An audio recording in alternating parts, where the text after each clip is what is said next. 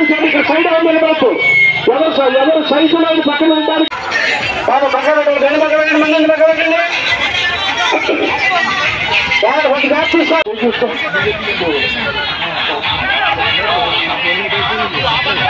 అయ్యా బాబా సైకిల్ ఆపేయండి. సైకిల్ ఆపేయండి. సైకిల్ ఆపేయండి. సైకిల్ ఆపేయండి. అటు సైకిల్ ఆపేయండి. అటు ఇటు సైకిల్ ఆపేయండి. సైకిల్ అటు ఇటు ఆపేయండి.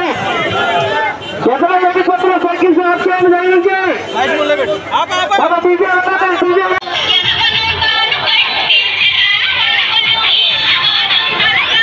సైకిల్ ఎన్నో వెనకాల ప్రయాణాలను దయచేసి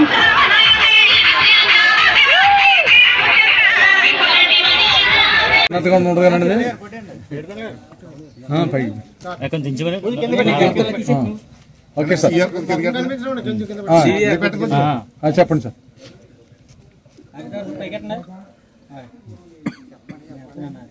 తెలుగుదేశం జనసేన బీజేపీ అసెంబ్లీ అభ్యర్థిగా పాలకొల్లు నియోజకవర్గంలో ఈరోజు నేను వేసినటువంటి నామినేషన్కి పెద్ద ఎత్తున వేలాదిగా స్వచ్ఛందంగా తరలివచ్చినటువంటి తెలుగుదేశం జనసేన బీజేపీ నాయకులు, కార్యకర్తలు, అభిమానులు 50 మంది పాలకొల్లు ప్రజానికానికి ముందుగా హృదయపూర్వకమైనటువంటి పాదాభివందనాలు తెలియజేసుకుంటూ ఉన్నా.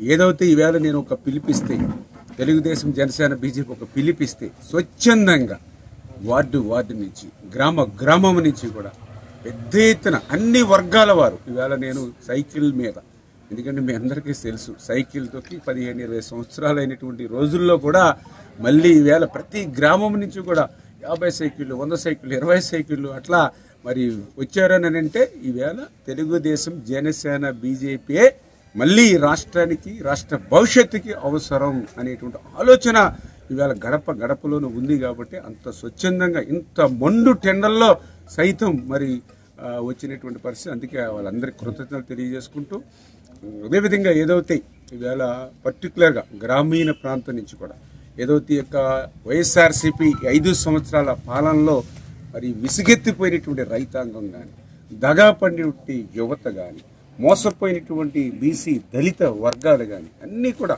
ఏకకంఠంతో ఏకముక్తంగా వచ్చి ఈవేళ గత 10 సంవత్సరాలుగా అధికారంలో ఉన్నప్పుడు ఏ రకంగా అయితే రామానాయుడు కష్టపడి నియోజకవర్గాన్ని అభివృద్ధిలోను, సంక్షేమంలోనూ అగ్రస్థానంలో ఎలా నిలబెట్టారు, ఈరోజు ప్రతిపక్షంలో ఉన్నప్పటికీ కూడా ఈవేళ మన పాలకులు ప్రజల గళం ఈవేళ రాష్ట్రంలో కానీ అటు అసెంబ్లీలో కానీ వినిపించినటువంటి రామానాయుడిని మళ్ళీ మనం గెలిపించుకోవాలి.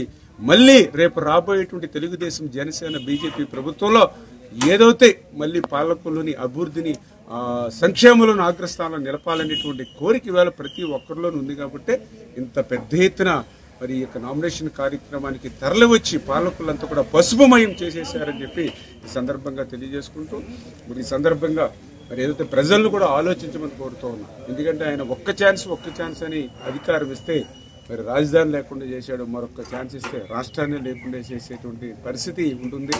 ఈరోజు ఆంధ్రప్రదేశ్ రాష్ట్రంలో అంబేద్కర్ రాజ్యాంగం లేదు, రాజారెడ్డి రాజ్యాంగమే నడుస్తుంది. దానికి ఉదాహరణ మరి నిన్న నేను అఫిడవిట్ కోసం అని చెప్పి చూస్తే మరి ఈ యొక్క 5 సంవత్సరాల్లో 25 కేసులు నా మీద నమోదు చేసినటువంటి పరిస్థితి. ఈ 25 కేసులు కూడా ఎప్పటివే అనంటే 2019, 2024. 2019 ముందు నా మీద ఒక్క కేసు కూడా లేదు. గతంలో ఎప్పుడు 2007లో ఆర్డీఓ ఆఫీస్ దగ్గర ధర్నా చేసినప్పుడు కేసు పెట్టారు.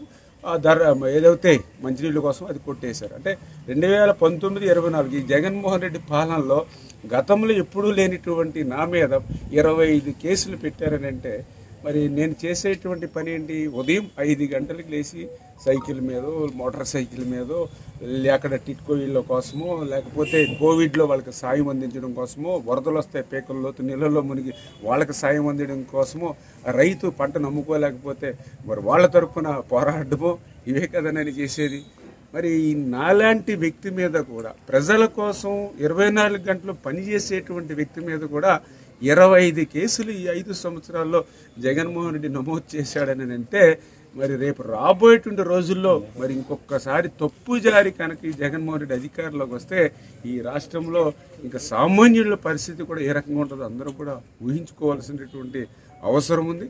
అంచేత రేపు రాబోయేటువంటి రోజుల్లో ఏదైతే నాకు ఒక నమ్మకం, ఒక విశ్వాసం వచ్చింది ఈరోజు నామినేషన్ తోటి, ఇది నామినేషన్ వేసేటువంటి కార్యక్రమంగా కాకుండా తెలుగుదేశం జనసేన విజయోత్సవ కార్యక్రమంలాగా ఈరోజు కనిపించినటువంటి పరిస్థితి. ఖచ్చితంగా రేపు జరిగేటువంటి ఎన్నికల్లో మరి వన్ సైడ్ వారుగా తెలుగుదేశం పార్టీ జనసేన బీజేపీ అభ్యర్థిగా మరి మంచి మెజార్టీతో పాలకుల్లో గెలిపించడానికి సిద్ధంగా ఉన్నారు. ఖచ్చితంగా పాలకులు ప్రజలు రుణం తీర్చుకునేటువంటి విధంగా భవిష్యత్తులో ఏదైతే మరి అటు ఎన్టీఆర్ కళాక్షేత్రం, బొండాడి వెంకటరాజగుప్త కళాక్షేత్రం కానీ, 100 పడకల ప్రభుత్వ ఆసుపత్రి కానీ, ఏదైతే విద్యాసం నుంచి డైరెక్ట్గా పైప్ లైన్ వాటర్ తీసుకొచ్చి త్రాగునీరుని అందించడం కానీ, ప్రతి అన్నదాత పొలానికి మరి పొంత రోడ్లు, గ్రావెల్ రోడ్లు వేయడం కానీ, ఏదైతే ఇంకా గౌడశెట్టిపల్లి భవనం, అదే ముస్లిం షాదీఖానా, ఇట్లా సామాజిక వర్గ భవనాలు కానీ, అంటే ఇట్లా ఏదైతే ఉన్నాయో అవన్నీ కూడా ఖచ్చితంగా ఈ 2024లోనే ఈ పాలకులు ప్రజలు రుణం తీర్చుకునేటువంటి విధంగా ఇవన్నీ పనిచేస్తామని చెప్పి కూడా మీ ద్వారా కూడా అందరికీ తెలియజేసుకుంటూ, మరొక్కసారి ఇంత మండు టెండర్లో కూడా ఇంత వేలాదిగా తరలి వచ్చినటువంటి పాలకులు ప్రజానీకానికి సహకరించినటువంటి మీడియా మిత్రులకి అందరికీ కూడా పేరును కూడా ధన్యవాదాలు తెలియజేసుకుంటాం.